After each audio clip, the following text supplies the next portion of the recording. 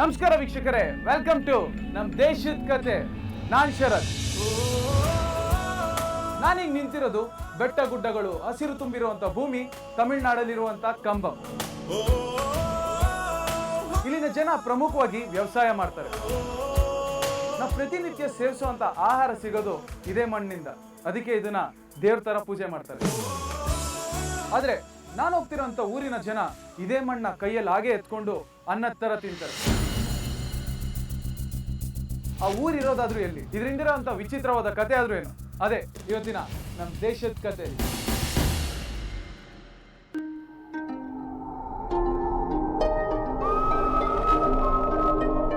ಕಂಬಂ ತಮಿಳುನಾಡಿನ ಥೇನಿ ಜಿಲ್ಲೆಯಲ್ಲಿರುವ ಒಂದು ಪಟ್ಟಣ.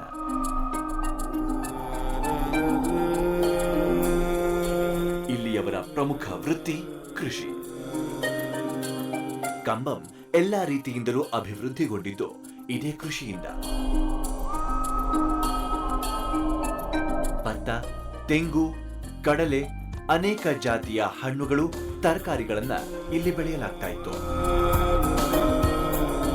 ಕಂಬಂ ಪಶ್ಚಿಮ ಘಟ್ಟಗಳ ಸಾಲಿನಲ್ಲಿ ಇರುವ ಪ್ರದೇಶವಾದ್ದರಿಂದ ವರ್ಷ ಪೂರ್ತಿ ಇಲ್ಲಿ ಮಳೆ ಸುರಿಯುತ್ತೆ. ಇದು ಕೂಡ ಇಲ್ಲಿಯ ಕೃಷಿಗೆ ಪ್ಲಸ್ ಪಾಯಿಂಟ್. ಇಲ್ಲಿನ ಜನ ಕೂಡ ತುಂಬಾ ಮುಗ್ಧರು ಮತ್ತು ದೇವರ ಮೇಲೆ ಅಪಾರ ನಂಬಿಕೆ ಉಳ್ಳವರು.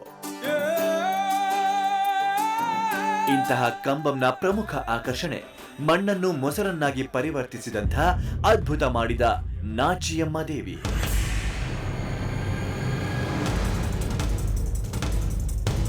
ನೀವು ನಂಬ್ತಿರೋ ಬಿಡ್ತಿರೋ, ಇಲ್ಲಿಯ ಜನ ಈ ದೇವಿಯ ಪ್ರಸಾದ ಅಂತ ಮಣ್ಣನ್ನ ಸೇವಿಸ್ತಾರೆ. ಹಾಗಿದ್ರೆ ಯಾಕೆ ಮಣ್ಣನ್ನ ಪ್ರಸಾದ ಅಂತ ಸೇವಿಸ್ತಾರೆ? ಮಣ್ಣು ಮೊಸರು ಹೇಗಾಯ್ತು? ಯಾರು ಈ ನಾಚಿಯಮ್ಮ? ಬನ್ನಿ ಈ ಎಲ್ಲ ರಹಸ್ಯಗಳನ್ನ ಭೇದಿಸುತ್ತಾ ಹೋಗೋಣ.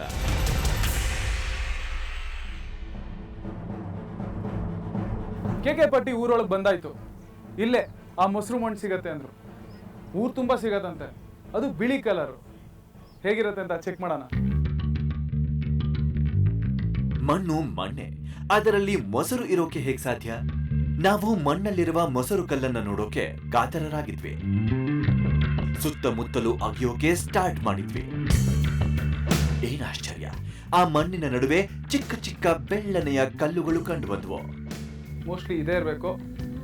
ಬಿಳಿ ಕಲರ್ ಇದೆ.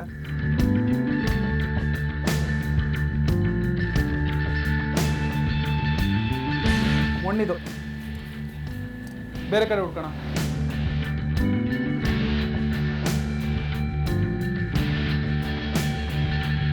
ಇಲ್ಲೂ ಬಿಳಿ ಕಲರ್ ಸಿಕ್ಕಿದೆ.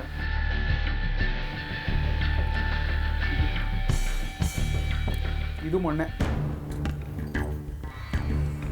ಯಾವ್ದು ಮೊಸರು ಮಣ್ಣು ಯಾವ್ದು ಮಣ್ಣು ಅಂತ ಗೊತ್ತಾಗ್ತಿಲ್ಲ. ಸೊ ಇದಕ್ಕೆ ಊರ್ ಜನರ ಹತ್ರನೇ ಕೇಳ್ತೀನಿ, ಆ ಮೊಸರು ಮಣ್ಣು ಎಲ್ಲಿದೆ ಅಂತ ಕೇಳೋಣ.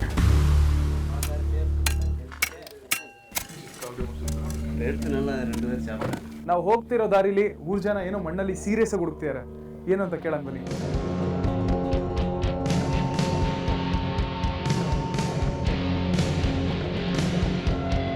ಅಣ್ಣ என்ன தேடுறீங்க நீங்க? தயிர் கட்டி.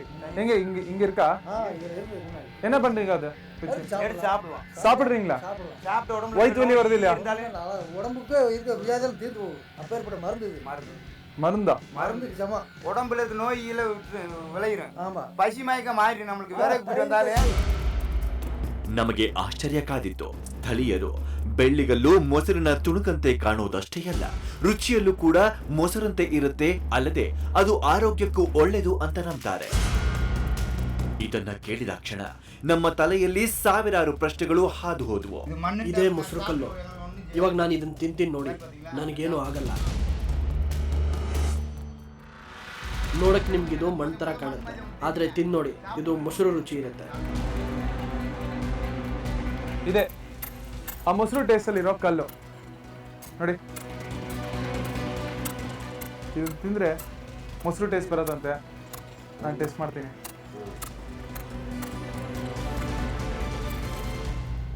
ಹೌದು, ಫ್ರೆಶ್ ಮೊಸರು ಟೇಸ್ಟ್ ಇದೆ. ಸ್ವಲ್ಪ ಒಗರು. ಮಣ್ಣಿನಲ್ಲಿ ಮನುಷ್ಯನ ಆರೋಗ್ಯಕ್ಕೆ ಒಳ್ಳೆಯದಾಗೋ ಯಾವ ಅಂಶ ಇದೆ? ಅದಕ್ಕಿಂತ ಮೊದಲು ಈ ಬೆಳ್ಳಗೆ ಕಾಣೋ ವಸ್ತುವಾದರೂ ಏನು? ಅದು ಮಣ್ಣಲ್ಲಿ ಹೇಗೆ ಸೇರಿಕೊಳ್ತೋ? ಈ ಎಲ್ಲಾ ಪ್ರಶ್ನೆಗಳಿಗೆ ಉತ್ತರ ಹುಡ್ಕೊಂಡು ಹೊರಟ್ವಿ. இதே எங்களுக்கு வந்து விறகு போறாங்கல்ல, ಈ ಮೊಸರು ಮಣ್ಣನ್ನ ಇಲ್ಲಿ ಕೆಲ್ಸಕ್ಕೆ ಬರೋರು ಎಲ್ರೂ ತಿಂತಾರೆ. ಅದನ್ನ ತಿನ್ನೋದ್ರಿಂದ ಆಯಾಸ ಕಡಿಮೆ ಆಗುತ್ತೆ. இதை ஒன்று எடுத்து போட்டா ஒரு வரைக்கும் அந்த பால் மாதிரி பிடிச்சி நின்று. ನಮ್ಮ ಪ್ರಶ್ನೆಗಳನ್ನ ಊರವರ ಮುಂದಿಟ್ಟಾಗ ಮಣ್ಣಲ್ಲಿ ಮೊಸರಿನ ಅಂಶ ಹೇಗೆ ಬಂತು ಅನ್ನೋದಕ್ಕೆ ಅವರು ನಮಗೆ ಒಂದು ಕಥೆ ಹೇಳಿದ್ರು. ಆ ರೋಚಕ ಕಥೆ ಹೀಗಿದೆ.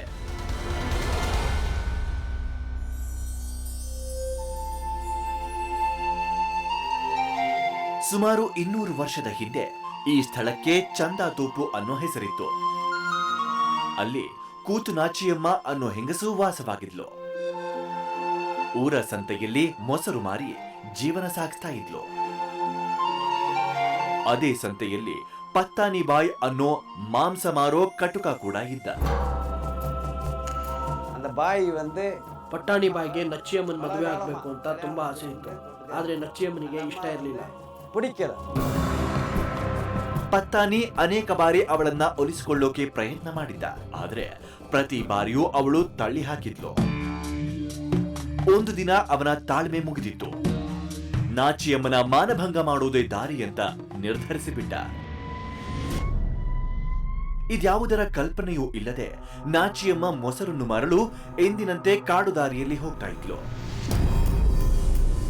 ದುರಾಲೋಚನೆಯಿಂದ ಬಂದ ಪತ್ತಾನಿ ಅವಳನ್ನ ಅಡ್ಡಗಟ್ಟಿ ಅತ್ಯಾಚಾರ ಮಾಡೋಕೆ ಪ್ರಯತ್ನ ಮಾಡ್ದ.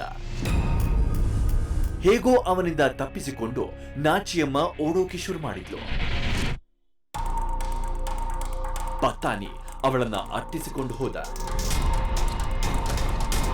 ಹಾಗೆ ಓಡುವಾಗ ನಾಚಿಯಮ್ಮ ಹೊತ್ತು ತಂದ ಮೊಸರು ಎಲ್ಲಾ ಕಡೆ ಚೆಲ್ಲಿತ್ತು. ಓಡ್ತಾ ಓಡ್ತಾ ನಾಚಿಯಮ್ಮ ಅರಳಿ ಮರದ ಎದುರು ಬಂದು ನಿಂತ್ಲು. அந்த தாடி மரம் கற்பா. ನಚ್ಚಿಯಮ್ಮ ಮರದ ಮುಂದೆ ನಿಂತ್ಕೊಂಡು ನಾನು ನಿಜವಾಗ್ಲೂ ಪರಿಶುದ್ಧೆ ಅಂತ ನಿನಗನಿಸಿದ್ರೆ ನನ್ನನ್ನು ಕಾಪಾಡು ಅಂತ ಬೇಡ್ಕೊಂಡ್ಲು. ಆಗ ಮರ ಇಬ್ಬಾಗವಾಯ್ತು. ನಚ್ಚಿಯಮ್ಮ ಮರದೊಳಗೆ ಹೊರಟ್ಲು. ಅಷ್ಟರಲ್ಲಿ ಪಟ್ಟಾಣಿ ಬಾಯಿ ಅವಳ ಕೈ ಹಿಡಿದು ಎಳ್ದ. ಆಗ ಮರ ಒಂದೇ ಸರ್ತಿಗೆ ಬೆಂಕಿ ಕಾರಿ ಹೊತ್ಕೊಂಡು ಉರಿಯಿತು. போகும்போது முந்தி சிலை பிடிச்சி இழுக்கிறேன், இழுத்தோட அந்த கை போச்சு. ತನ್ನ ಪಾವಿತ್ರತೆಯನ್ನ ಉಳಿಸಿಕೊಳ್ಳೋಕೆ ತನ್ನನ್ನು ತಾನು ಬಲಿ ಕೊಟ್ಟ ನಾಚಿಯಮ್ಮ ದೇವಿಯ ಸ್ಥಾನ ಪಡೆದ್ಲು.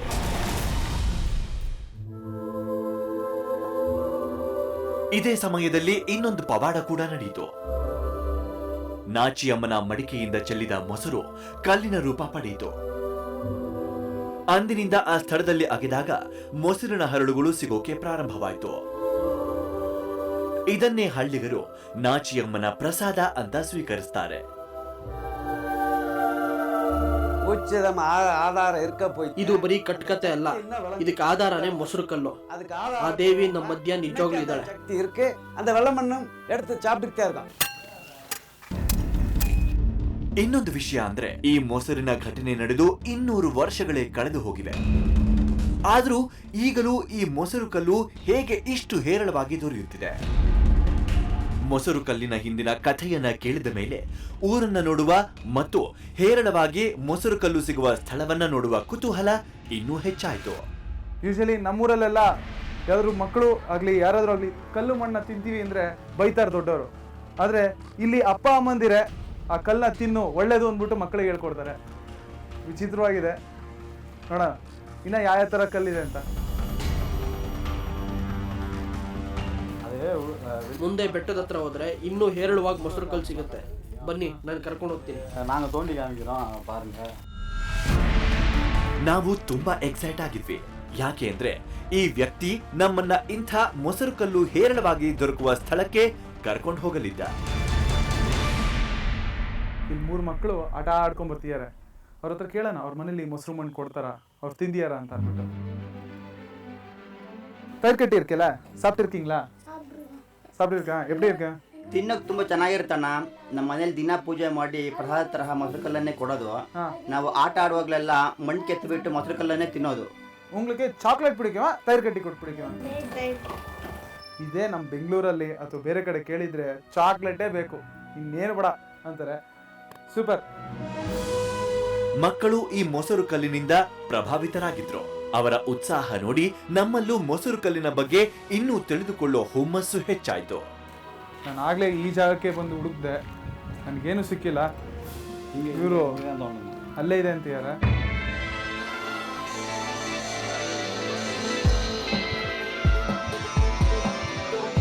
ಮೊಸರು ಕಲ್ಲನ್ನ ಹುಡುಕ್ತಾ ಇಷ್ಟು ದೂರ ಬಂದಿದ್ದು ಸಾರ್ಥಕವಾಗಿತ್ತು. ನಮಗೆ ಆಗ ಸಿಕ್ಕ ಮೊಸರು ಕಲ್ಲಿಗಿಂತ ಇಲ್ಲಿ ಇನ್ನೂ ಹೆಚ್ಚು ಕಲ್ಲುಗಳಿದ್ವು. ನಾನು ಆಗ್ಲೇ ಎತ್ತದಂತ ಕಲ್ಲು ಕೂಡ ಇದೇ ಕಲರಲ್ಲಿತ್ತು, ಅದು ಮಣ್ಣಾಗಿತ್ತು. ಈಗಲೂ ಅದೇ ಕಲರಲ್ಲಿದೆ, ಅದೇ ತರ ಶೇಪಲ್ಲಿದೆ. ಮೊಸರು ಮಣ್ಣು ಅಂತೀಯಾರೆ. ஆமா இதுதான் பால் மண். ಸಾಪಡ್ಲಮ್ಮ சாப்பிடலாம். ಅಣ್ಣ, ಬೇರೆ ಯಾವ್ದಾದ್ರು ಕೊಟ್ಬಿಟ್ಟು ಮೊಸರು ಮಣ್ಣು ಅಂದ್ಬಿಟ್ರೆ ಅಣ್ಣ. அதான் நீங்க நம்பி சாப்பிடலாம். ಸಾಪಡ್ಲಮ್ಮ.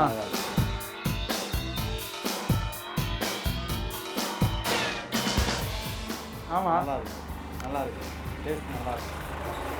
வித்தியாசமா இருக்கு. தயிர் மாதிரி இருக்கு. அதான் தயிர். ನಾನು ಆಗ್ಲೇ ತಿಂದಿದ್ದು ಇದೇ ತರ ಇತ್ತು, ಬಟ್ ಅದು ಮಣ್ಣು. ಇವ್ರ ಮಾತ್ರ ಅದೇ ತರ ಗುಂಪಲ್ಲಿ ಎತ್ಕೊಟ್ಟಿದ್ದಾರೆ ಮೊಸರು ಮಣ್ಣು. ನಾವು ಪ್ರತಿ ಬಾರಿ ಮೊಸರು ಕಲ್ಲಿನ ರುಚಿಯನ್ನ ನೋಡಿದಂತೆ ನಮ್ಮ ಕುತೂಹಲ ಹೆಚ್ಚುತ್ತಿತ್ತು. இந்த இருக்குன்னு நினைக்கிறேன். இதான் நிறைய இருக்கும். ಇನ್ನೊಂದು ಸ್ಥಳ ತಲುಪಿದ್ವಿ. ಅಲ್ಲೂ ಮೊಸರು ಕಲ್ಲಿಗಾಗಿ ಹುಡುಕಾಟ ನಡೆಸಿದ್ವಿ. ತೋಡ್ತಾ ಕಂಪ್ಲೀಟ್ ಆಗಿ ವೈಟ್ ಆಗಿ ಬರ್ತಿದೆ. ಇದು ನಾರ್ಮಲ್ ಮಣ್ಣು, ಇದು ಮೊಸರು ಮಣ್ಣು. ಇದೆರಡನ್ನೂ ಜೊತೆಗೆ ಇಟ್ಟು ನೋಡಿದ್ರೆ ಡಿಫ್ರೆನ್ಸೇ ಗೊತ್ತಾಗ್ತಿಲ್ಲ. ಈ ಮೊಸರು ಮಣ್ಣು ನಾರ್ಮಲ್ ಮಣ್ಣಿಗಿಂತ ಸ್ವಲ್ಪ ವೈಟ್ ಆಗಿದೆ, ಅಷ್ಟೇ ಅಲ್ಲ ಸ್ಪಾಂಜಿ ಟೈಪ್ ಇದೆ. ನಾರ್ಮಲ್ ಮಣ್ಣು ಕಲ್ಲು ಗಟ್ಟಿ. ಇದೆರಡನ್ನು ಜೊತೆಗಿಟ್ಟು ನೋಡಿದ್ರೆ ಏನು ಡಿಫ್ರೆನ್ಸೇ ಗೊತ್ತಾಗಲ್ಲ. ಆದರೆ ಈ ಊರ್ ಜನ ಅದು ಹೇಗೆ ಕಂಡುಹಿಡಿತಾರೋ ನನಗಂತೂ ಗೊತ್ತೇ ಆಗಿಲ್ಲ ಕೊನೆಗೆ. ಇಲ್ಲಿನ ಜನ ಈ ಮೊಸರು ಕಲ್ಲನ್ನ ಭಕ್ತಿಯಿಂದ ಯಾವುದೇ ಭಯವಿಲ್ಲದೆ ಸೇವಿಸ್ತಾರೆ. சின்ன வயசுல இருந்து சாப்பிட்டு ನಾನು ಚಿಕ್ಕ ವಯಸ್ಸಿನಿಂದ ತಿಂತಿದ್ದೀನಿ. ಇದುವರೆಗೂ ನನಗೆ ಯಾವುದೇ ತೊಂದರೆ ಆಗಿಲ್ಲ. ಮತ್ತೆ ನಮ್ಮ ಊರ್ ಕಡೆ ಬರೋ ಸಣ್ಣ ಪುಟ್ಟ ಜ್ವರಕ್ಕೆ ಈ ಮೊಸರು ಕಲ್ಲೇ ಮಾತ್ರ. நல்லா போச்சுன்னா சரியா போகும். ಹೀಗೆ ಈ ಮೊಸರು ಕಲ್ಲನ್ನ ಸೇವಿಸೋಕೆ ಇನ್ನೊಂದು ಕಾರಣ ಕೂಡ ಇದೆ. ಅವರ ಪ್ರಕಾರ ಈ ಕಲ್ಲು ಆರೋಗ್ಯದ ದೃಷ್ಟಿಯಿಂದ ಕೂಡ ಒಳ್ಳೆಯದಂತೆ. ನಮ್ಮ ಪ್ರಶ್ನೆ ಏನು ಅಂದ್ರೆ, ನಿಜವಾಗ್ಲೂ ಈ ಕಲ್ಲು ತಿನ್ನೋಕೆ ಯೋಗ್ಯವೇ? ನಾವು ಈ ಮಹಿಳೆಯರ ಅನುಭವವನ್ನ ಕೇಳಿ ಮೂಕ ವಿಸ್ಮಿತರಾಗ್ಬಿಟ್ವಿ. 10 வயசுல சாப்பிட்டுட்டோம். இப்போ 65 வயசு ஆக போகுது, 70 வயசு. இன்ன வரைக்கும் நாங்கள் சாப்பிட்டுட்டே இருக்கோம். எங்களுக்கு நல்லா இருக்கு. அப்பா கிட்ட சாமி கும்பிட்டு எனக்கு 1 வருஷம் பிள்ளை இல்லாமல் இருந்துச்சு, கும்பிட்டு போனோம். அது இப்போ எனக்கு 2 குழந்தை இருக்குது, 2 பொம்பளை பிள்ளை. எப்பயுமே தயிர் ನಮ್ಮ ಊರಿನ ಹೆಣ್ಮಕ್ಳು ಕೂಡ ಇದರಿಂದ ತುಂಬಾ ಉಪಯೋಗ ಪಡೆದಿದ್ದಾರೆ. ಮಕ್ಕಳಿಲ್ದೇ ಇರೋರು ನಮ್ಮ ನಚ್ಚಿಯಮ್ಮನ ದೇವಸ್ಥಾನಕ್ಕೆ ಹೋಗಿ ಈ ಮೊಸರು ಕಲ್ಲಿನ ಪ್ರಸಾದ ತಿಂದ್ರೆ ಅವ್ರಿಗೆ ಮಕ್ಕಳಾಗಿದೆ. ನಮ್ಮ ಊರಿನ ಸಂಪೂರ್ಣ ಒಳಿತಿಗೆ ಕಾರಣ ಈ ಮೊಸರು ಕಲ್ಲು. மக்கள் எல்லாருமே சாப்பிடுவாங்க. ಪ್ರತಿ ವರ್ಷ ಈ ಊರಲ್ಲಿ ಒಂದು ದೊಡ್ಡ ಜಾತ್ರೆ ನಡೆಯುತ್ತೆ. ಅಕ್ಕಪಕ್ಕದ ಊರಿಂದ ಜನರು ಬಂದು ಸೇರಿ ದೇವಿಯ ಪೂಜೆ ಮಾಡ್ತಾರೆ. ಆನಂತರ ಇಲ್ಲಿರುವಂಥ ಮೊಸರು ಕಲ್ಲನ್ನ ಶೇಖರಣೆ ಮಾಡಿ ಮನೆಗೆ ಎತ್ಕೊಂಡು ಹೋಗ್ತಾರೆ. ಪ್ರತಿನಿತ್ಯ ಅವರು ತಿಂದು ಮಕ್ಕಳು ಮರಿ ಮಕ್ಕಳಿಗೆ ಎಲ್ಲರಿಗೂ ಕೊಡ್ತಾರಂತೆ.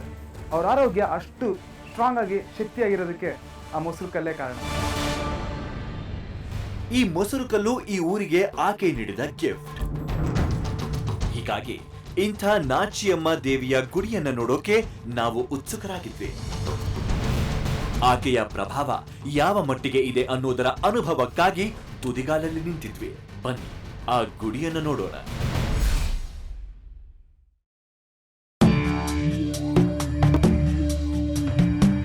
ಈ ಊರಿನ ಜನ ಮಣ್ಣನ್ನ ಮೊಸರು ತರ ತಿನ್ನಕ್ಕೆ ಮುಖ್ಯ ಕಾರಣ ಇಲ್ಲಿರುವಂಥ ದೇವಸ್ಥಾನ. ಆ ದೇವಸ್ಥಾನಕ್ಕೆ ಹೋಗಿ ಆ ಕಾರಣನ ತಿಳ್ಕೊಳ್ಳೋಣ ಬನ್ನಿ. ಒಳಗೆ ಕಾಲಿಟ್ಟ ಕ್ಷಣ ನಮ್ಮ ಕಣ್ಣಿಗೆ ಕಂಡಿತು ಕೇವಲ 4 ಅಡಿ ಉದ್ದದ ಒಂದು ಸಣ್ಣ ಗುಡಿ.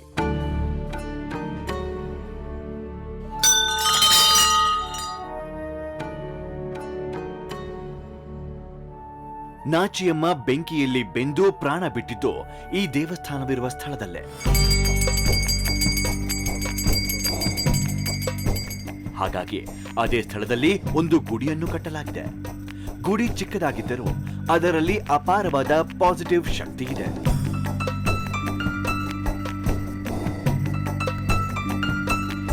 ನಾವು ಅಲ್ಲೇ ಇರುವ ಕೆಲವು ಭಕ್ತರನ್ನ ಮಾತಾಡಿಸಿದ್ವಿ.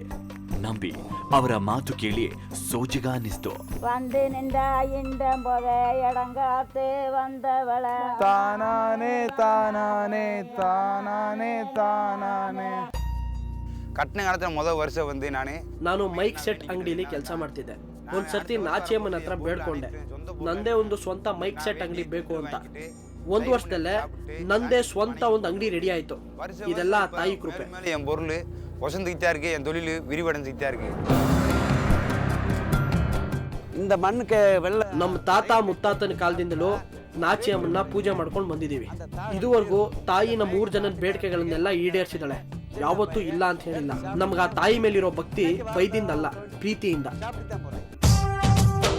ನಾಚಿಯಮ್ಮನ ಮೊಸರು ಕಲ್ಲಿನ ಪವಾಡವನ್ನ ಕಣ್ಣಾರೆ ಕಂಡು ಭಕ್ತರ ಅನುಭವವನ್ನ ಕೇಳಿದ ಮೇಲೆ ಈ ನಾಚಿಯಮ್ಮನ ದರ್ಶನ ಮಾಡೋಕೆ ನೀವು ಉತ್ಸುಕರಾಗಿದ್ದೀರಿ ಅಲ್ವಾ? ನಾವು ಕೂಡ. ಹಾಗಾದ್ರೆ ಬನ್ನಿ ಆ ನಾಚಿಯಮ್ಮನ ದರ್ಶನ ಮಾಡೋಣ.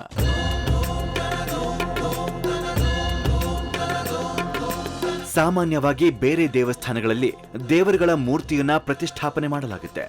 ಆದ್ರೆ ಸಾಕ್ಷಾತ್ ಮೂಲ ದೇವರೇ ಈ ಗುಡಿಯಲ್ಲಿ ನೆಲೆಸಿದೆ.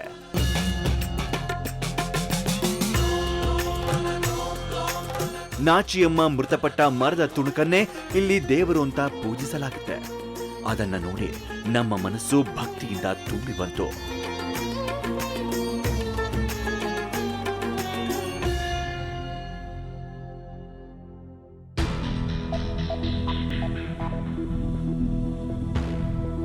ಈ ನಾಚಿಯಮ್ಮನ ಇನ್ನೊಂದು ವಿಶೇಷತೆ ಇದೆ.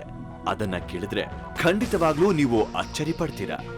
ಊರಿನಲ್ಲಿ ಏನಾದ್ರೂ ಸಮಸ್ಯೆ ತಲೆದೋರಿದ್ರೆ ಊರ ಜನರೆಲ್ಲ ನಾಚಿಯಮ್ಮನ ಗುಡಿಯ ಮುಂದೆ ಸೇರ್ತಾರೆ. ಒಂದು ವಿಶೇಷ ಪೂಜೆ ಮಾಡಿ ನಾಚಿಯಮ್ಮನನ್ನ ಜಾಗೃತಗೊಳಿಸ್ತಾರೆ. ಎಚ್ಚರಗೊಂಡ ನಾಚಿಯಮ್ಮ ಯಾರಾದರೊಬ್ಬರ ಮೈ ಮೇಲೆ ಆವಾಹನೆಗೊಳ್ತಾಳೆ. ಊರ ಮಂದಿ ನಾಚಿಯಮ್ಮನ ಬಳಿ ತಮ್ಮ ಸಮಸ್ಯೆ ಹೇಳ್ಕೊಳ್ತಾರೆ. ಆಗ ನಾಚಿಯಮ್ಮ ಅವರ ಸಮಸ್ಯೆಗೆ ಪರಿಹಾರ ಕೂಡ ಸೂಚಿಸ್ತಾಳೆ.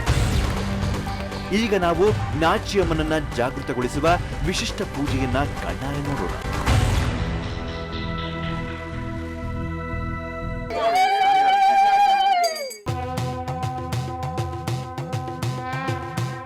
ಇದೆಲ್ಲ ನಡೆಯುತ್ತಿದ್ದಾಗ ಹೆಂಗಸಳೊಬ್ಬಳು ಬಂದು ದೇವರ ಮುಂದೆ ನಿಂತಳು. ನಮ್ಮ ಕ್ಯಾಮೆರಾ ಕಣ್ಣು ಅವಳ ಮೇಲೆ ಇತ್ತು.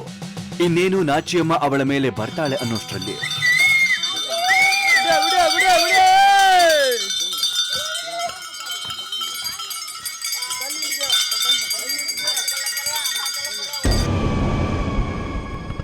ಆತ ಸಂಪೂರ್ಣವಾಗಿ ನಾಚಿಯಮ್ಮನ ಕೈವಶವಾಗಿದ್ದ. ಆತ ಸ್ಥಿಮಿತ ಕಳೆದುಕೊಂಡಿದ್ದ.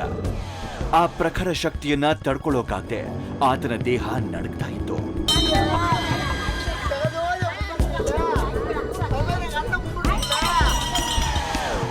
ನಾಚಿಯಮ್ಮನ ಪ್ರಭಾವಕ್ಕೆ ಒಳಗಾದ ಆತ ಹಳ್ಳಿಗರ ಬಳಿ ಏನನ್ನೋ ಹೇಳೋಕೆ ಟ್ರೈ ಮಾಡ್ತಾ ಇದ್ದ.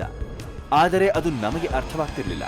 ಬಹುಶಃ ನಾಚಿಯಮ್ಮ ಆತನ ಮೂಲಕ ಊರವರ ಬಳಿ ಸಂಪರ್ಕ ಮಾಡೋಕೆ ಯತ್ನಿಸಿದ್ಲು ಅಂತ ಅನ್ಸುತ್ತೆ.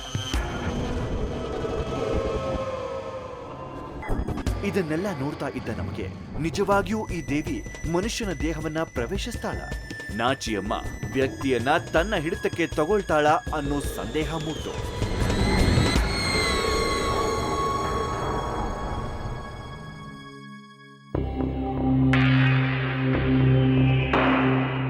ಇದು ನಿಜಾನ ಅಥವಾ ಸುಳ್ಳ ಅನ್ನೋದನ್ನ ನಿರ್ಧಾರ ಮಾಡೋದು ನಮ್ಮ ಉದ್ದೇಶ ಅಲ್ಲ. ಆದ್ರೆ ನಿಮ್ಮೆದುರು ಒಂದು ವಾದವನ್ನ ಮುಂದಿಡೋಕೆ ಬಯಸ್ತೇವೆ.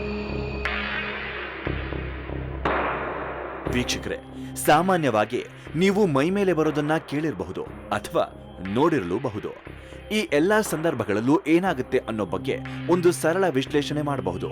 ಅದು ಹೀಗಿದೆ.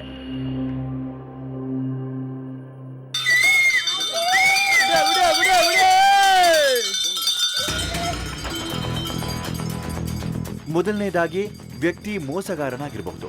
ಅದನ್ನ ಸುಲಭವಾಗಿ ಗುರುತಿಸಲೂಬಹುದು. ಹೇಗೆ ಅಂದ್ರೆ ಪರಿಹಾರವಾಗಿ ಹಣ ಅಥವಾ ಇನ್ನಿತರೆ ವಸ್ತು ಕೊಡು ಅಂತ ಕೇಳ್ತಾನೆ. ಎರಡನೆಯದಾಗಿ ವ್ಯಕ್ತಿ ಕೀಳರಿಮೆಯಿಂದ ಬಳಲುತ್ತಿದ್ದು ಬೇರೆಯವರ ಗಮನ ಸೆಳೆಯೋಕೆ ಮೈ ಮೇಲೆ ಬಂದವರಂತೆ ಆಡಬಹುದು. ಮೂರನೆಯದಾಗಿ ಸಂಪೂರ್ಣವಾಗಿ ಇದು ಮನಸ್ಸಿನ ಆಟವಾಗಿರಬಹುದು. ದೇವರು ಯಾರ ಮೇಲೆ ಬರಬೇಕು ಅನ್ನೋದನ್ನ ಮೊದಲೇ ನಿರ್ಧರಿಸಲಾಗಿರುತ್ತೆ. ಆ ವ್ಯಕ್ತಿಯ ದೇಹ ಮತ್ತು ಮನಸ್ಸು ಮೊದಲೇ ಇದಕ್ಕೆ ಸನ್ನದ್ಧವಾಗಿರುತ್ತೆ. ಮಂತ್ರೋಚ್ಚಾರಣೆ, ಘಂಟೆಯ ಸದ್ದು, ಈ ಆಂಬಿಯನ್ಸ್ನಿಂದ ಪ್ರಭಾವಗೊಂಡು ತನಗೆ ಅರಿಯದಂತೆ ಆ ವ್ಯಕ್ತಿ ದೇವರು ಮೈ ಮೇಲೆ ಬಂದವರಂತೆ ವರ್ತಿಸಬಹುದು.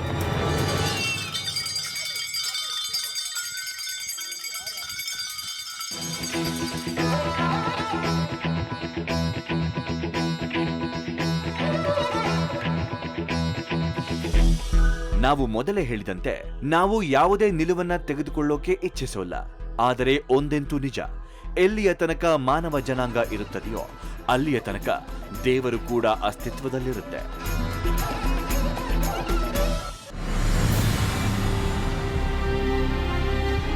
ನಮ್ಮ ಜರ್ನಿಗಳಲ್ಲೇ ಇದು ಸ್ಪೆಷಲ್ ಜರ್ನಿ.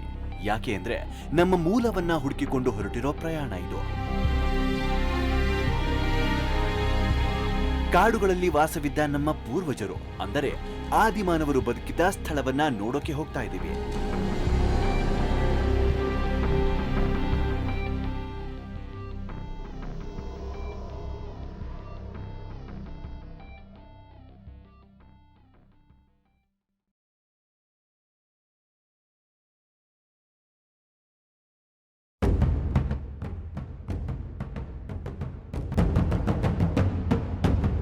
ಸುಮಾರು 2 ಮಿಲಿಯನ್ ವರ್ಷಗಳ ಹಿಂದೆ ಆದಿಮಾನವರು ಈ ಪ್ರಪಂಚದಾದ್ಯಂತ ಸಂಚರಿಸುತ್ತಿದ್ರು.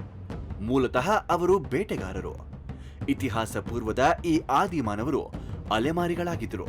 ಆಹಾರ ಹುಡುಕುತ್ತಾ ಅಲಿಯುತ್ತಿದ್ರು. ಎಲ್ಲಿ ಆಹಾರ ಹೇರಳವಾಗಿ ಸಿಗುತ್ತೋ ಹೊಟ್ಟೆ ತುಂಬುವವರೆಗೆ ಅಲ್ಲೇ ಬದುಕಿ ಖಾಲಿಯಾದ ಮೇಲೆ ಮತ್ತೆ ಸಂಚಾರ ಮಾಡ್ತಿದ್ರು.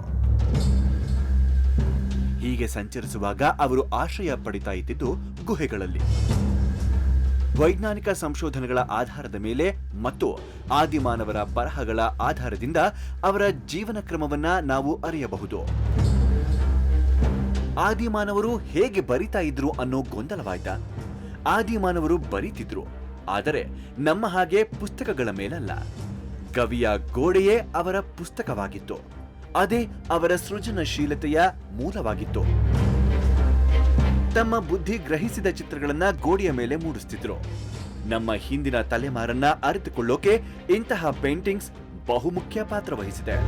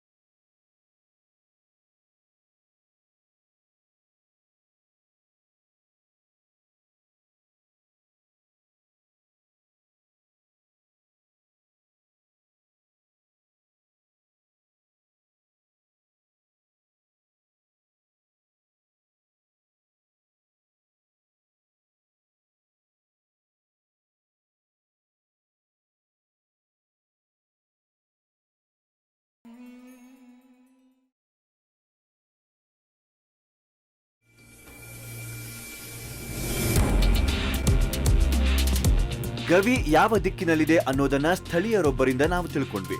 ಆದ್ರೆ ಅವರು ನಮ್ ಜೊತೆಗೆ ಬರೋಕ್ ಮಾತ್ರ ರೆಡಿ ಇರ್ಲಿಲ್ಲ.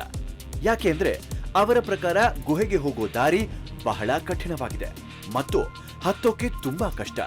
ಹಾಗಾಗಿ ಅವ್ರು ನಮ್ ಜೊತೆ ಬರೋಕೆ ಒಪ್ಲಿಲ್ಲ.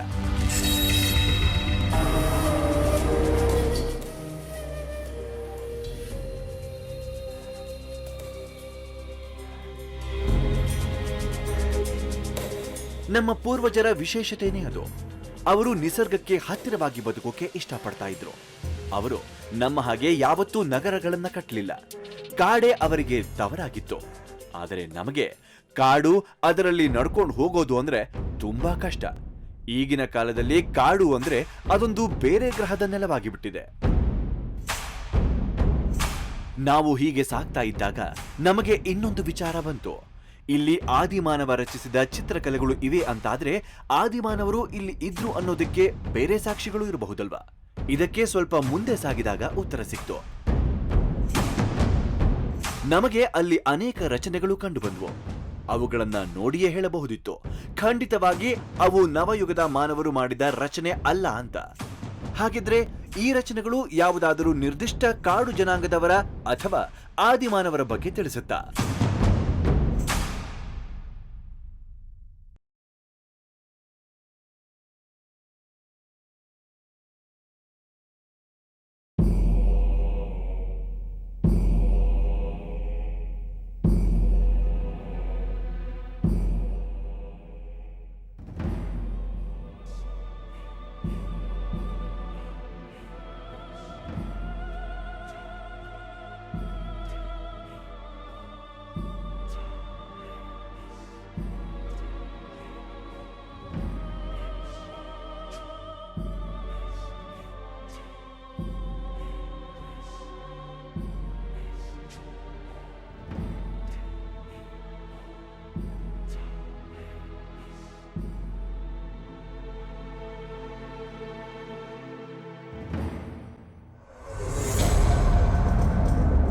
ಶಿಲಾಯುಗ ಕಾಲದಲ್ಲಿ 2-3 ಕಲ್ಲುಗಳ ಆಧಾರದ ಮೇಲೆ ಒಂದು ಚಪ್ಪಟೆಯಾದ ಕಲ್ಲನ್ನ ಅಡ್ಡಲಾಗಿ ಇರಿಸಿ ಸಮಾಧಿ ಮಾಡಲಾಗ್ತಿತ್ತು.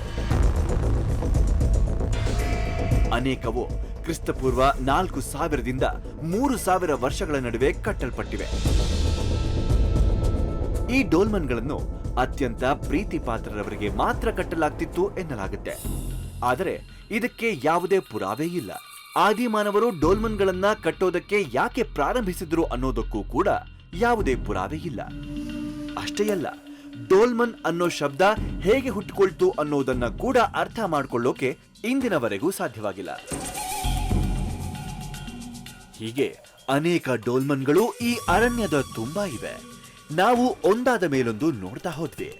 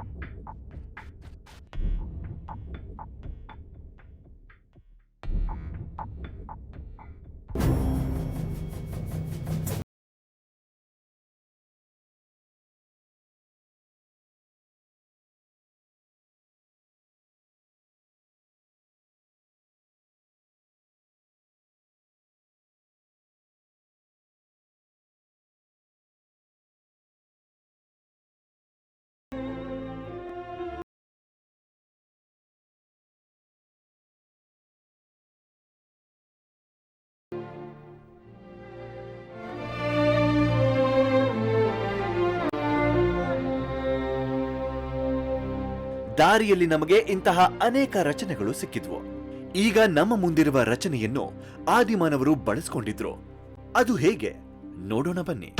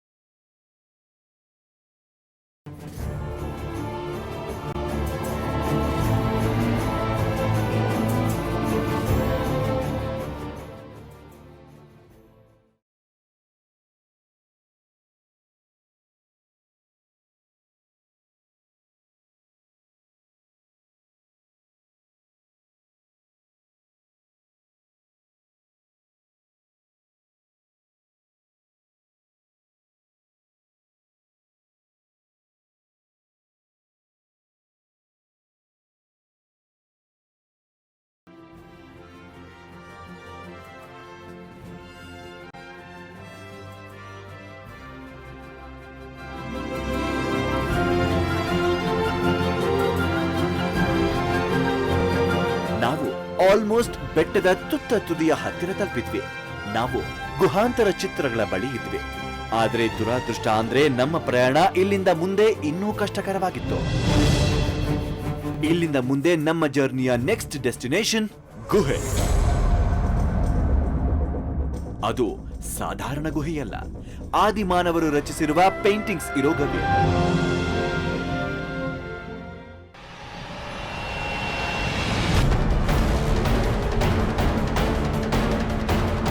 ದೂರದಿಂದ ನೋಡ್ತಾ ಇದ್ರೆ ಗೊತ್ತಾಗ್ತಿದೆ, ನಾನು ಹೋಗುವಂಥ ಜಾಗದಲ್ಲಿ ತುಂಬ ಜೇನುಗೂಡುಗಳಿದೆ.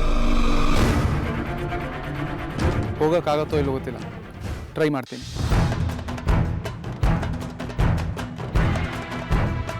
ನಾವು ಮೇಲೆ ಹೋಗ್ತಿದ್ದಂತೆ ದಾರಿ ಇನ್ನೂ ದುರ್ಗಮವಾಗ್ತಿತ್ತು. ಸುಸ್ತಾಗಿ ಬಸವಳಿದು ಬಿಟ್ಟಿದ್ವಿ.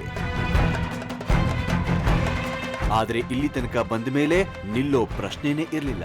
ಈ ದಾರಿ ಕೇವಲ ಕಾಡು ಮನುಷ್ಯರಿಗಷ್ಟೇ ಸೂಕ್ತ. ಸಾಮಾನ್ಯ ಜನರು ಇಲ್ಲಿ ಕಾಲಿಡೋದು ಕಷ್ಟ. ಏನೇ ಕಷ್ಟ ಎದುರಾದ್ರೂ ಹೆಜ್ಜೆ ಮುಂದಿಡೋದಷ್ಟೇ ನಮ್ಮ ಮುಂದಿದ್ದ ಆಯ್ಕೆ. ನಾವು ಹೋಗ್ತಿರೋ ಹಾದಿ ತುಂಬಾನೇ ಕಷ್ಟ ಇದೆ. ಏಕೆಂದ್ರೆ ಹಾದಿ ಪೂರ್ತಿ ಕಲ್ಲು, ಮುಳ್ಳು, ಬಂಡೆಗಳು. ಬೆಟ್ಟ ಹತ್ತೋದು ತುಂಬಾ ಕಷ್ಟ, ಆದ್ರೂ ಹೋಗ್ಲೇಬೇಕು. ಹೋಗೋಣ. ಅಂತೂ ಇಂತೂ ಕಷ್ಟಪಟ್ಟು ಗುಹೆಯನ್ನೇನೋ ತಲುಪಿದ್ವಿ.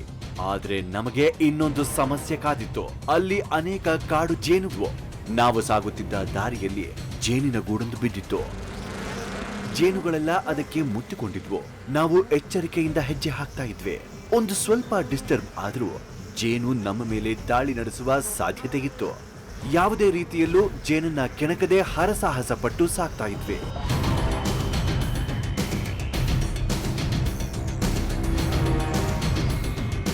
ಇಲ್ಲಿ ಸುಮಾರು 10,000ಕ್ಕೂ ಹೆಚ್ಚು ಜೇನುಗಳಿದ್ವು. ಅವೆಲ್ಲ ಒಮ್ಮೆಲೆ ಅಟ್ಯಾಕ್ ಮಾಡಿದ್ರೆ ನಮ್ಮ ಪರಿಸ್ಥಿತಿ ಏನಾಗತ್ತೆ ಅಂತ ಊಹಿಸ್ಕೊಂಡ್ರೇನೆ ನಮ್ಮ ಮೈ ನಡುತ್ತಾ ಇತ್ತು. ಜೇನನ್ನ ಕೆಣಕೋದು ಒಂದೇ, ನಮ್ಮ ಡೆತ್ ನೋಟನ್ನ ನಾವೇ ಬರ್ಕೊಳ್ಳೋದು ಒಂದೇ. ಆದಿಮಾನವರು ಬದುಕಿದ್ದು ಇದೇ ಜಾಗದಲ್ಲಿ. ಅದ್ರ ಗುರ್ತಾಗಿ ಎಷ್ಟೊಂದು ಪೇಂಟಿಂಗ್ಸ್ಗಳಿದೆ. ಅವ್ರ ಜೀವನ ಶೈಲಿ ಹೇಗಿತ್ತು, ಪ್ರಾಣಿ, ಪಕ್ಷಿ, ಮನುಷ್ಯರು ಎಲ್ಲರೂ ಒಟ್ಟಾಗಿ ಬಾಳ್ತಿದ್ರು. ಅದಕ್ಕೆ ಎಷ್ಟೊಂದು ಪೇಂಟಿಂಗ್ಸ್ ಇಲ್ಲಿ ಗುರ್ತಾಗಿದೆ.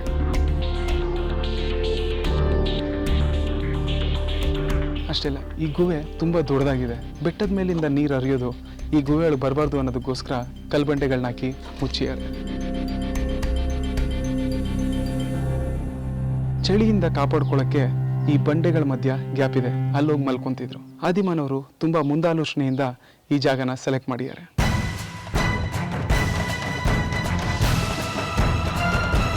ನಮಗೆ ಗುಹಾಂತರ ಪೇಂಟಿಂಗ್ನ ರಹಸ್ಯ ತಿಳ್ಕೊಳ್ಳೋದು ಅಷ್ಟು ಸುಲಭವಾಗಿರಲಿಲ್ಲ.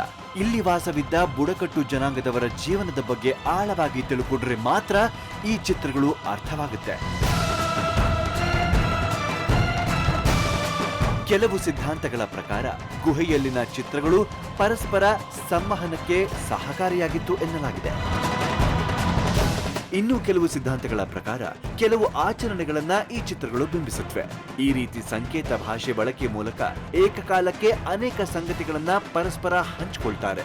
ಆದರೆ ಆ ಚಿತ್ರಗಳು ಏನ್ ಹೇಳ್ತವೆ ಅನ್ನೋದನ್ನ ತಿಳ್ಕೊಳ್ಳೋದು ಬಹುದೊಡ್ಡ ಸವಾಲೇ ಸರಿ. ಈಗ ನೋಡಿದಂಥ ಪೇಂಟಿಂಗ್ಸ್ ತುಂಬಾ ವರ್ಷ ಆಗಿರೋದ್ರಿಂದ ಮಳೆ ಗಾಳಿಯಿಂದ ಅಳಿಸಿ ಹೋಗಿದೆ. ಆದಿಮಾನವರು ಬದುಕ್ತಂತ ಇನ್ನೊಂದು ಗುಹೆ ಇದೆ, ಅಲ್ಲಿ ಪೇಂಟಿಂಗ್ಸ್ಗಳು ಕ್ಲಿಯರ್ ಆಗಿದೆಯಂತೆ. ಅಲ್ಲಿಗೆ ಹೋಗೋಣ.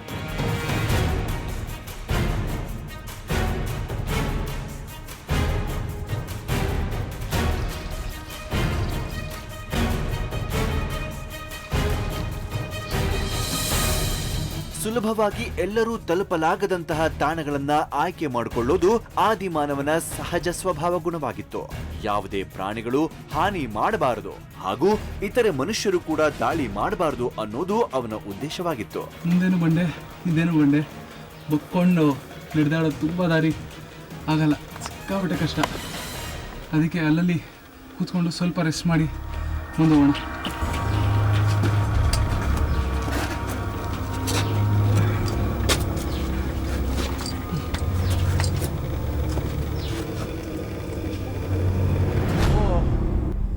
ಫೈನಲಿ ಅಬ್ಬಾ ರೀಚ್ ಆಗಿದ್ದಾಯ್ತು.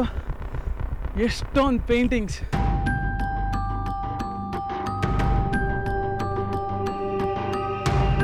ವಾವ್, ಒಂದಕ್ಕಿಂತ ಒಂದು ಡಿಫ್ರೆಂಟ್ ಆಗಿದೆ.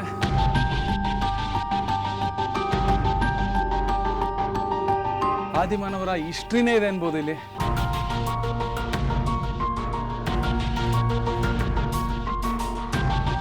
ಆ ಗುಹೆಗಿಂತ ಈ ಗುಹೆ ತುಂಬ ಡಿಫ್ರೆಂಟ್ ಆಗಿದೆ. ಈ ಪೇಂಟಿಂಗ್ಸ್ನ ನೋಡ್ತಿದ್ರೆ ಹೇಳ್ಬೋದು ಎಷ್ಟೊಂದು ಜನ ಆದಿಮಾನವರು ಬಂದು ವಲಸೆ ಹೋಗ್ಯಾರ ಇಲ್ಲಿಂದ. ಮೈಗ್ರೇಷನ್ ಫೀಲ್ ಇಲ್ಲಿದೆ. ಯಾಕೆಂದರೆ ಒಬ್ಬೊಬ್ರದ್ದು ಒಂದೊಂದು ಫೀಲಿಂಗ್. ಇಲ್ಲೊಂದು ಪೇಂಟಿಂಗ್ ಇದೆ, ಹಂಟಿಂಗ್, ಬೇಟೆ ಆಡೋದು. ಆನೆ ಮೇಲೆ ಮನುಷ್ಯ ಕೂತಿರೋ ಗುರ್ತಿದೆ. ನಮ್ಮ ಈಗಿನ ಕಾಲದಲ್ಲಿ ಯೂಶ್ವಲಿ ಫೋಟೋಸ್ ಇದೆ, ಫೋಟೋಸ್ ಕ್ಲಿಕ್ ಮಾಡ್ತೀವಿ, ನಮ್ಮ ಗುರ್ತನ್ನ ನಮ್ಮ ನೆನಪನ್ನ ಹಂಗೆ ಇಟ್ಕೊತೀವಿ. ಆದಿಮಾನವರಿಗೆ ಇದೇ ಗುರ್ತಾಗಿತ್ತು, ಇದೇ ಆಗಿನ ಕಾಲದ ಫೋಟೋಸ್.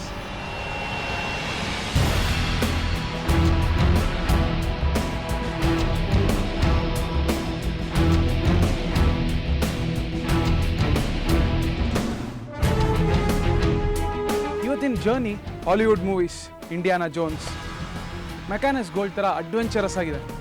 ಇಲ್ಲಿ ಎಷ್ಟೊಂದು ಪೇಂಟಿಂಗ್ಸ್ಗಳು ನೋಡ್ತಾ ಇದ್ದೀನಿ.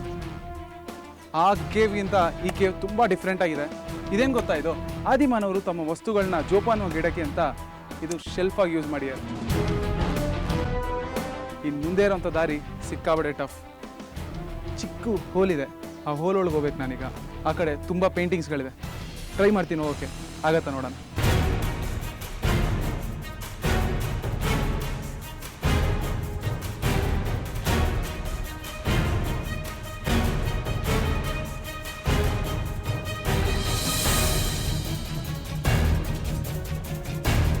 ಈ ಹಾದಿ ಅತ್ಯಂತ ಕಠಿಣವಾಗಿತ್ತು, ಆದರೆ ನಮ್ಮ ಪೂರ್ವಜರ ಜೀವನ ನಮಗೆ ಸ್ಫೂರ್ತಿ ನೀಡ್ತಿತ್ತು. ನಿಲ್ಲದೆ ನಾವು ಇನ್ನಷ್ಟು ಮುಂದೆ ಸಾಗಿದ್ವಿ.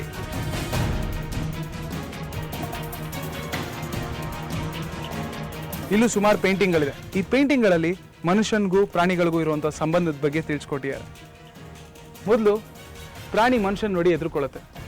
ಅಂಥ ಪ್ರಾಣಿನ ಹೇಗೆ ಕಂಟ್ರೋಲ್ ಮಾಡಬೇಕು ಅದು ಇಲ್ಲಿದೆ. ಇದರ ನಂತರ ಕಂಟ್ರೋಲ್ ಮಾಡಿದ ಪ್ರಾಣಿನ ಹೇಗೆ ಪಳಗಿಸ್ಬೇಕು, ಆ ಪಳಗಿಸಿದಂಥ ಪ್ರಾಣಿನ ತನ್ನ ಉಪಯೋಗಕ್ಕೆ ಹೇಗೆ ಬಳಸ್ಕೊಬೇಕು ಅಂತ ಇಲ್ಲಿ ಪೇಂಟಿಂಗಲ್ಲಿ ಎಕ್ಸ್ಪ್ಲೈನ್ ಮಾಡಿದ್ದಾರೆ. ಈ ಥರ ಮನುಷ್ಯನ ಮತ್ತು ಪ್ರಾಣಿಗಳ ಸಂಬಂಧನ ಪೇಂಟಿಂಗ್ ಮುಖಾಂತರ ಇಲ್ಲಿ ಹೇಳಿ. ಗುಹೆಯ ಚಿತ್ರಗಳನ್ನ ವೀಕ್ಷಿಸಿದ ಮೇಲೆ ನಾವು ಕೆಲವು ಪ್ರಮುಖ ವ್ಯಕ್ತಿಗಳನ್ನ ಭೇಟಿ ಮಾಡಲಿದ್ದೇವೆ. ನಾವು ಯಾರನ್ನ ಭೇಟಿ ಆಗ್ತಿದ್ದೇವೆ ಅಂತ ನಿಮಗೆ ತಿಳಿದ್ರೆ ಅಚ್ಚರಿಯಾಗಬಹುದು. ಗಮನವಿಟ್ಟು ಕೇಳಿಸ್ಕೊಳ್ಳಿ. ನಾವು ಈಗ ಗುಹೆಗಳಲ್ಲಿರುವ ಪೂರ್ವಜರ ಮುಂದಿನ ಪೀಳಿಗೆಯನ್ನ ಭೇಟಿಯಾಗಲಿದ್ದೇವೆ.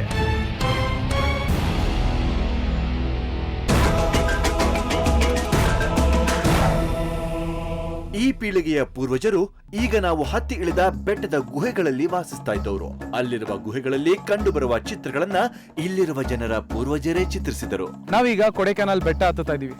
ಇಲ್ಲಿಂದ 40 ಕಿಲೋಮೀಟರ್ ದೂರದಲ್ಲಿರೋ ಪೆರ್ಮಾಳ್ಪುರಂಗೆ ನಾವು ಹೋಗ್ಬೇಕಾಗಿರೋದು. ಈ ಬೆಟ್ಟದಲ್ಲಿ ಸಿಕ್ಕಾಬಟ್ಟೆ ಕರ್ವ್ಸ್ ಇದೆ.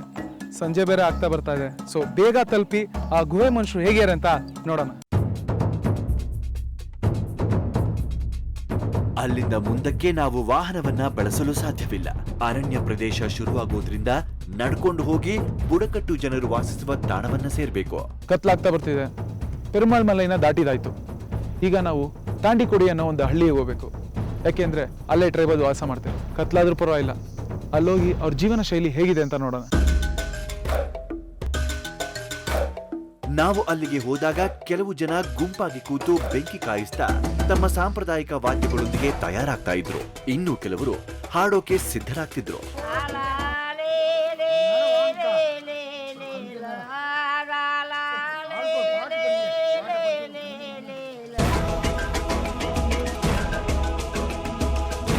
ನಾವು ಒಳಹೊಕ್ಕಂತೆ ಬುಡಕಟ್ಟು ಜನಾಂಗದ ಹಿರಿಯರನ್ನ ಭೇಟಿ ಮಾಡಿದ್ವಿ. ಅವರ ಸಂಭ್ರಮದಲ್ಲಿ ಪಾಲ್ಗೊಳ್ಳೋದಕ್ಕೂ ಮುನ್ನ ಮುಖ್ಯಸ್ಥನ ಅನುಮತಿ ಪಡೆಯೋದು ಒಳ್ಳೆಯದು ಎಂದೆನಿಸಿತು. ನಂತರ ಹಿರಿಯ ಕೂಡ ನಮ್ಮೊಂದಿಗೆ ನರ್ತಿಸಿದ್ದು ವಿಶೇಷವಾಗಿತ್ತು. ಇಲ್ಲಿನ ಜನ ಮ್ಯೂಸಿಕ್ಗೆ ಹಾಡಾಡಿ ಡ್ಯಾನ್ಸ್ ಮಾಡಿ ಎಂಜಾಯ್ ಮಾಡ್ತಿದ್ದಾರೆ. ಅವ್ರ ಜೊತೆ ನಾನು ಈಗ ಹೋಗಿ ಡ್ಯಾನ್ಸ್ ಮಾಡ್ತೀನಿ.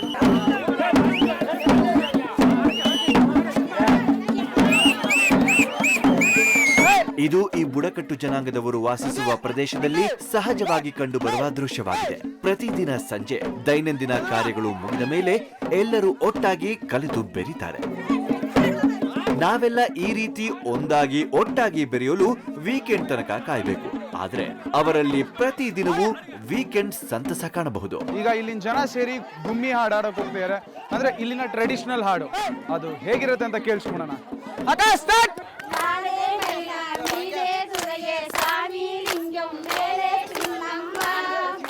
ಇವರ ಸಾಂಪ್ರದಾಯಿಕ ನೃತ್ಯ ಸರಳವಾದರೂ ಮನಮೋಹಕವಾಗಿತ್ತು.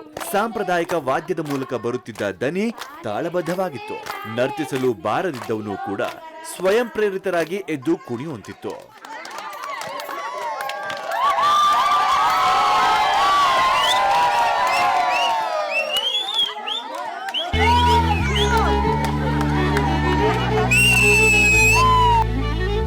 ಇದೇ ಈ ಬುಡಕಟ್ಟು ಜನರ ಸೌಂದರ್ಯದ ಗುಟ್ಟು. ಅವರ ನೈಜತೆ, ಸರಳತೆ ಅವರ ಜೀವನದ ಪ್ರತಿ ಹಂತದಲ್ಲೂ ಸದಾ ಸಂತಸದ ವಾತಾವರಣವನ್ನು ತುಂಬಿದೆ. ಎಲ್ಲರೂ ಸೂಪರ್ ಆಗಿ ಆಡಿದ್ರಿ. ನಿಮ್ಮ ಎನರ್ಜಿಗೆ ಮತ್ತೆ ಖುಷಿ, ನಿಮ್ಮ ಮುಖದ ಮೇಲೆ ಇರುವಂತ ನಗು ನೋಡಕ್ಕೆ ಸಖತ್ ಖುಷಿ ಆಯ್ತು. Thank you.